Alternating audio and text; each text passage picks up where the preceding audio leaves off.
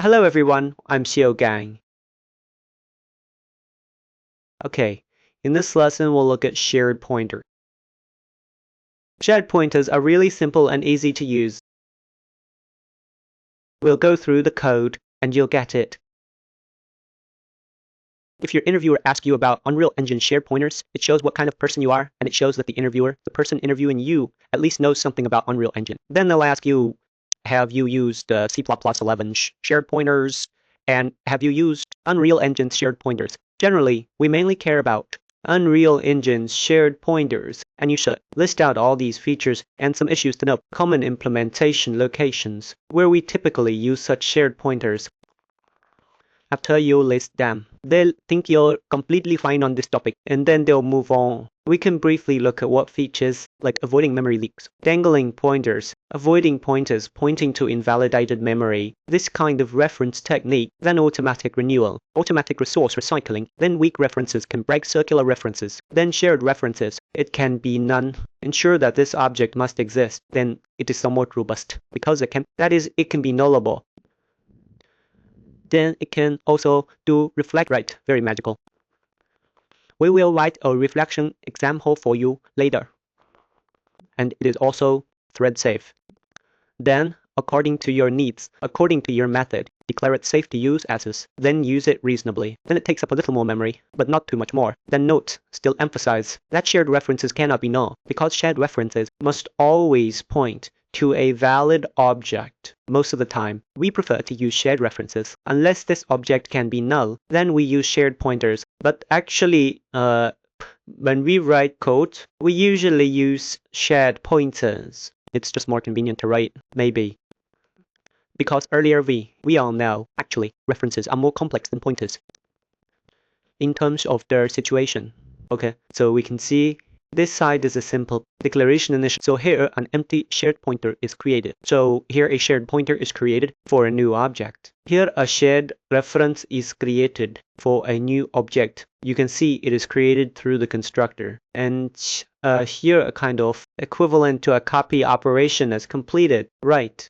So I copy the pointer here. It also points to this new reference object. This is actually a case, because a shared reference can directly convert to a shared pointer, since a shared reference always has an object, and a shared pointer doesn't care whether there is an object or not. So converting from here is completely fine. But converting back might cause some issues. So here you can create a thread safe pointer. It is created using MakeShared. As you can see, it is created this way, and you need to note what it emphasizes here. The raw PTR.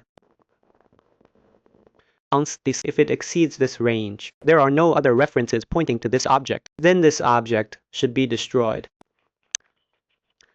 I think it doesn't seem to match here. If it doesn't match, it should be referring to this, because it points to one object, and then it points to another object. Yes. So when it goes beyond this scope, if no one is holding this object, then this object will be destroyed. Then you can copy it. Copying will increase the reference count by 1, and here you can reset it, which is equivalent to releasing it. That means you can release the first one. You can also release this second one. Then you can also use this kind of movement. It's equivalent to moving this over there. Then originally this one is actually empty. Yeah, so here it performs a swap move, and here this move, if possible, is move temp. It includes a static assertion. It is forced to only execute on a very bright flower. That is, you must have this D. It is an L value. Then you can move it over. Otherwise, it will judge it as incorrect, and it will give you an assertion. Okay, so we've talked about a lot. Let's implement them one by one. Okay. Let's go back to where we were. Let's write it at this position. It doesn't matter. This is init. Let's write another one. Let's remove this mine. Okay. Actually, we don't really need to do testing. Let's still set a benchmark for everyone. Then we still use this struct. As for this struct, we are here. So let's make it support reflection.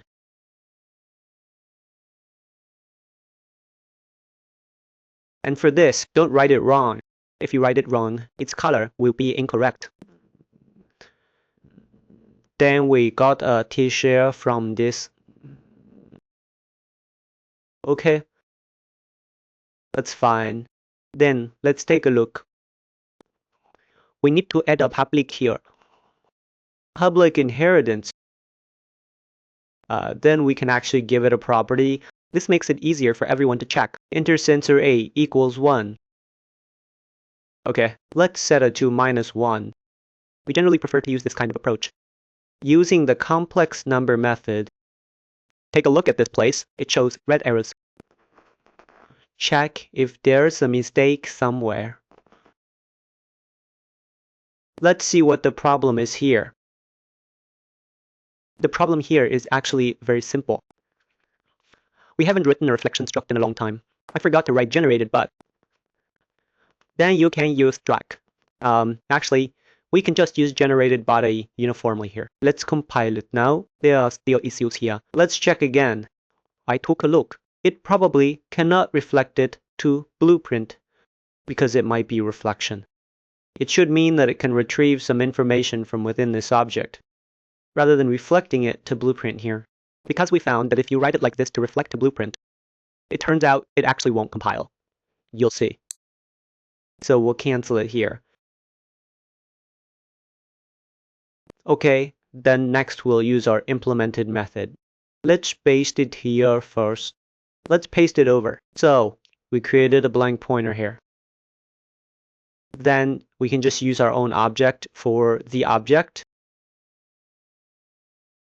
Yeah, come in. Then put it here. And this side is blank. So this one just goes straight, right? Just don't stick it over here. And this part is actually some parameters. You can do it here. Yeah, passing parameters. Then let's write a constructor for everyone. Yeah, let's write a constructor. Let's make it constructible in this way.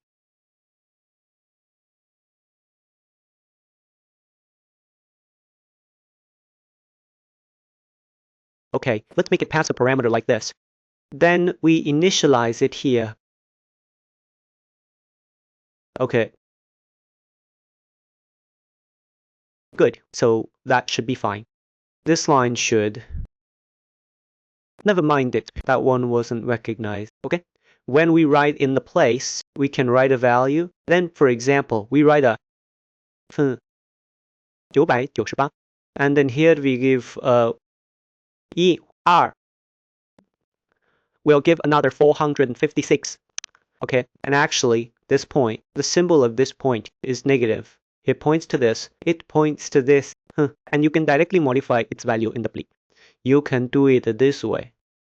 It can reach this value. We set it to 4567, no problem. Okay, now let's execute this code for everyone. Then we'll print the A value when it hooks.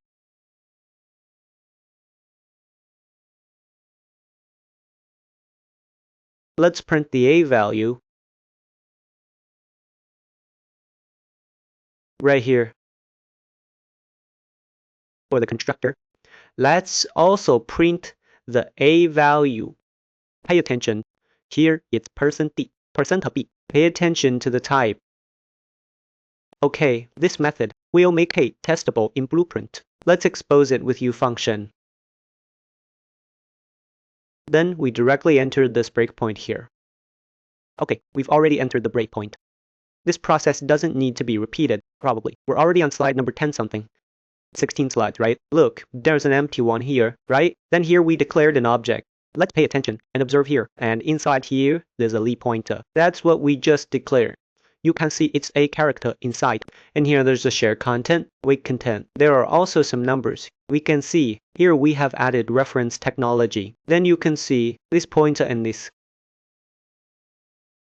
pointer for this. You see, it actually points to an object. Hey, shared content becomes 2. Hey, do you feel it? Are you starting to get a sense of it? Right? This waypoint content.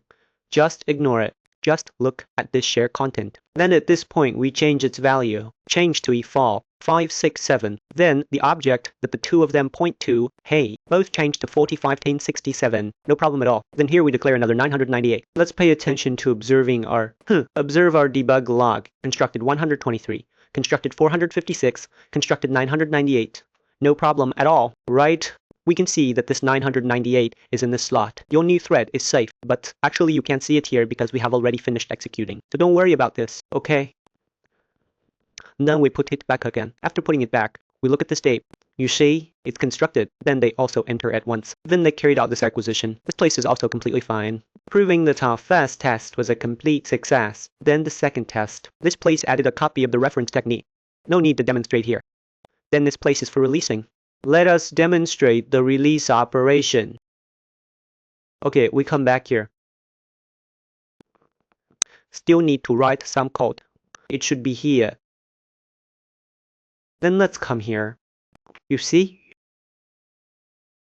We can do it like this. We give it a reset. Then let's see how it's done. He directly uses 0.12, just these two ways. Let's bring out both pointer once. Let's bring them out using this method. Okay, let's give it a keep r. Okay, then let's name it pointer1. This one is called pointer. Pointers, right? Pointer up. Okay, then at this point we just release it. Release these two. However, pay attention to this detail. We release it here, and it will execute the destructor. Right? Look at point 2. It is a shared reference. We should not use a shared reference. We use a shared pointer. Okay, only then can it be set to null. Then it will be released. But there is a problem here. That is, when you release it, actually, you are not quite sure whether it was released by the action or released like this. Let's make a simple distinction. We give it a temporary object. Let the holder ensure it.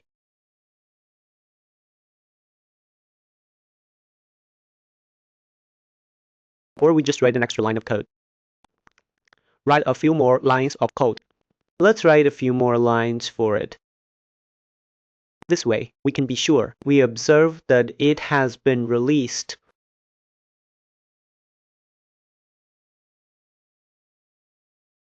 Okay, good. We'll just set a breakpoint here for everyone. Okay, we've now entered this breakpoint. Next, these two empty ones. Right, we declare it like this. Then they will have it. This object, look. Take a look at point 1. Point up. Why is this place empty? Because we have already reset it here, so it will still be empty. Then you can see that this place has already been collected. At a glance, it is immediately collected. Because nothing holds a reference to it. How to make it hold? You can copy one onto this station, onto this object. We'll hold another copy elsewhere. That is completely fine. Okay, let's continue looking at the following. Next is this move, temp. That is, it can move it over. And then here it is. Here it is moved back again. Okay, so let me demonstrate for you. Same as before. We'll do it this way. We'll do it this way. We call it move. We just need to flip this over. Then first, we flip this over. This is obviously to first. Point R. I said the word to is misspelled. Never mind. We'll ignore the typo. This place will move the reference over. Then this one will become empty. So here we give it an empty one. We don't want it to declare an object. After moving it over like this, 1 becomes empty. Then move it over again. Then 2 becomes empty again. 1 becomes its original object again. Now let's set a breakpoint for everyone. Let's check if our VS matchup is correct. Okay, you see we already have it here. Right, then before we execute it, let's take a look at our variable. You will notice that here, it is already like this. This part has been optimized. It's a bit troublesome, but actually, as long as you understand the idea, it's fine. Let's execute it again. Okay, you will notice that pointer 2 already has something in it. Which is an empty reference. Now, let's turn the tables. Look, you see it clearly sliding up? Then there's no problem. So this is a simple operation on a wooden cabin. Okay, let's continue. This is quite important. There is a conversion here. If you have a shared reference, it can automatically and implicitly convert to a shared pointer. So essentially, it's this conversion syntax. And if the object referenced by your shared pointer, then you can use the TSharedPtr, create a shared reference. If you create a shared pointer from empty, then it will trigger an assertion in the program. Okay, next, we will do a simple conversion for everyone. We will go over the remaining content in the next lesson, because this following content will serve as a chapter. Thank you, everyone.